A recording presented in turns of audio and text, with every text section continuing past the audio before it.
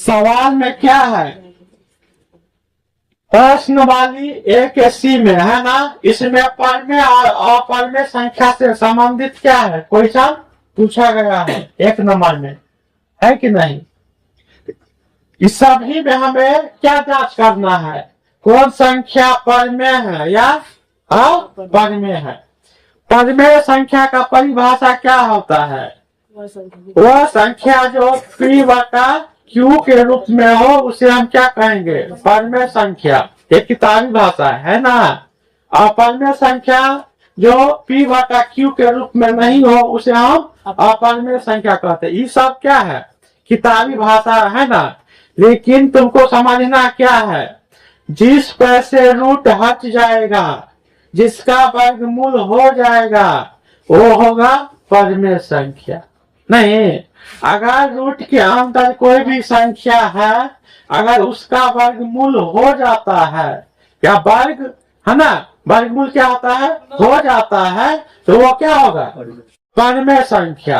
अपरमेय संख्या जो रूट के अंदर हो उसे हम क्या कहेंगे?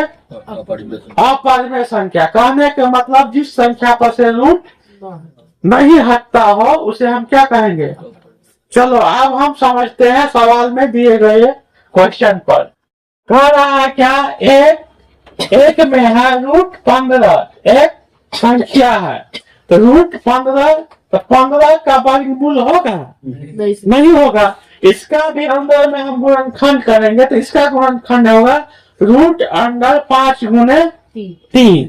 ना तो 5 का वर्गमूल होगा, नहीं 3 का, है ना। इसलिए इसे हम क्या कहा जाएगा? इसे अपरमेय संख्या बोलेंगे।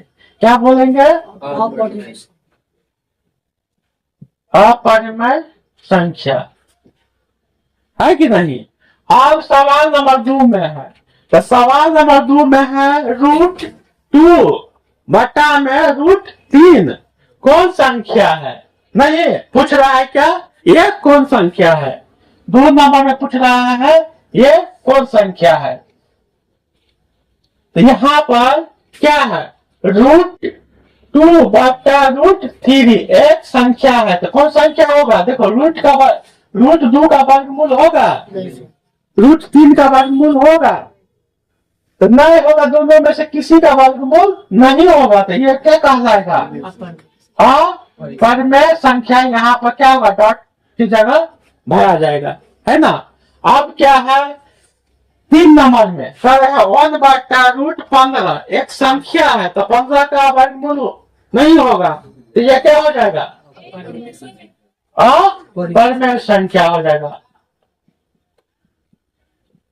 अब सवाल नंबर कितना में है? 4 में। तो सवाल नंबर 4 में क्या कहा जा रहा है?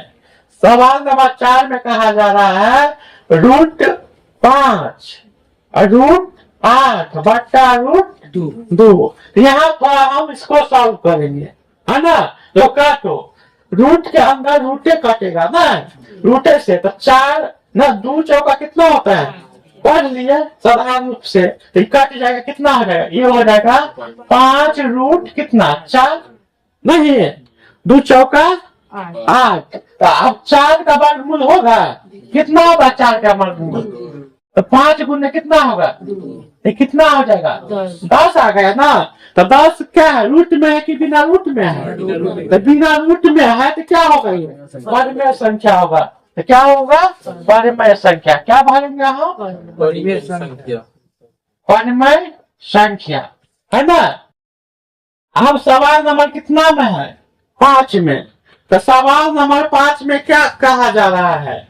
4 प्लस रूट 11, तो 11 का वर्गमूल होता है? नहीं, 11 का वर्गमूल नहीं होगा, तो ये कौन संख्या कहलाएगा? अपरमेय संख्या। तो लिखेंगे अपरिमेय संख्या कहलाएगा। हो गया। इसी ढंग से आप समझ गए ना कि सवाल किसको हम परमेय संख्या कहेंगे, किसे हम अपरमेय संख्या कहेंगे।